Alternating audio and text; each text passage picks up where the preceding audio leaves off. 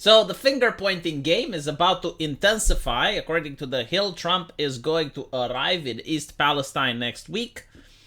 He posted on Truth Social that great people who need help now.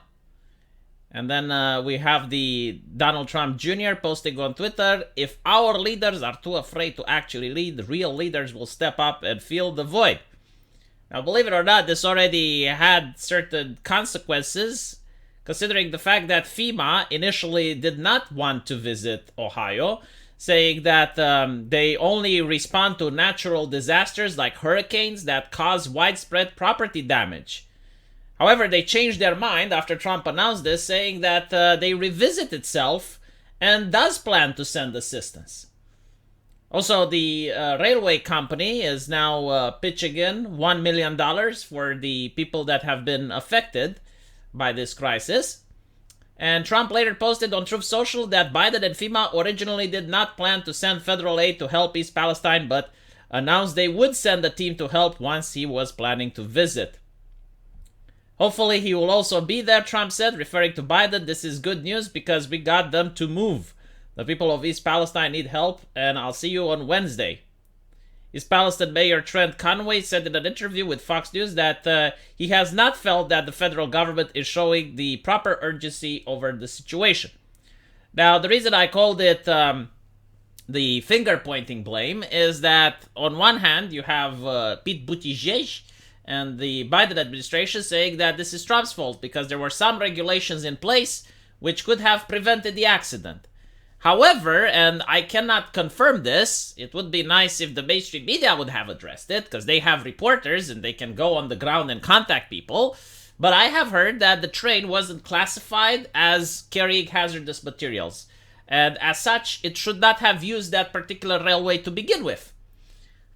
I do not know. I cannot verify this, but it would be interesting to look into. Now I assume that Donald Trump is going there. The media will have to actually pay attention because this was actually the controversy.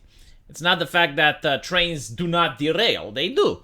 However, it is interesting how the response to this has been. I mean, there are people who still have legitimate concerns about the issue, and the mainstream media is not talking about the story, which in the opinion of a lot of people is something very important.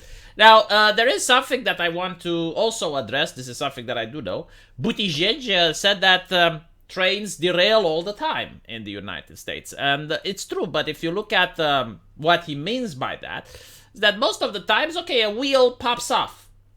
Not something nice. Not something that you would want to happen. However, it doesn't topple the entire train. Like entire trains being toppled with the stuff from inside leaking out, starting a control burn that poisons the air.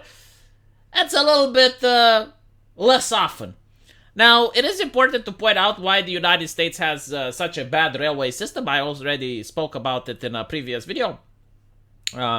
Number one, it's due to the fact that in the US, the automobile was prevalent, people being rich.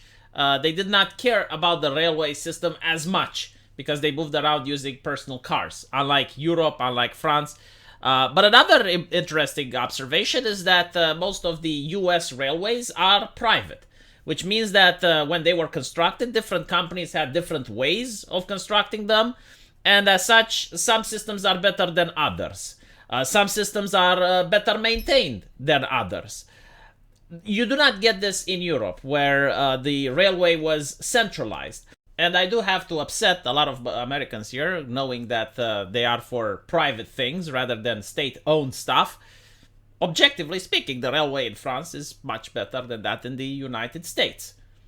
And the railway in France is under the charge of the government. Of course, it's not profitable. Of course, everyone has to pay for it. So, you know, advantages and disadvantages. But I guess at least in France, you do not end up with a train derailing with hazardous chemicals, making you have to evacuate your home. There is another thing to point out, and I don't know how relevant this is, but I suspect that in recent months we are seeing the reindustrialization of the United States. I mean, even the Biden administration is pushing about it. In order to move stuff that was built in China, to move it back into the US. And if that is the case, then yeah, I mean, we would see accidents like this because in the past, when America had the booming industry, you also had lakes on fire and stuff like that. If you move the industry in another country and they're polluting over there, then you don't get that shit back at home. But if you're actually bringing that industry at home, then you get to see all that stuff. I mean, if you look at China, they had cities where you didn't see the sky.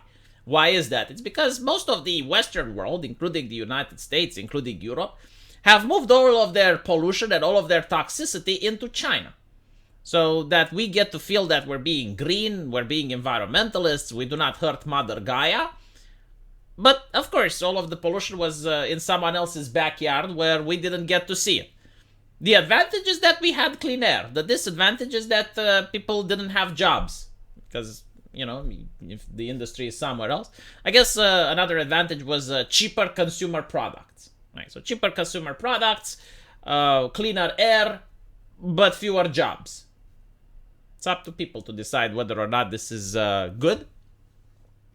But regarding this, there are other videos on Twitter which I cannot confirm. There were people allegedly 200 meters away from the incident and showing pictures of dead birds at a gas station during rain.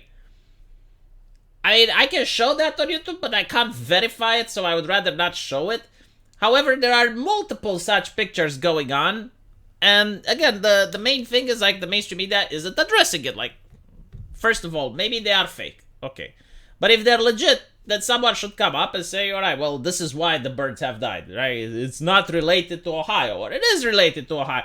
Again, I do not have reporters to go on the scenes. I cannot verify just by seeing a picture on Twitter taken by an average person. But yeah, I mean, it's something that should be discussed thoroughly.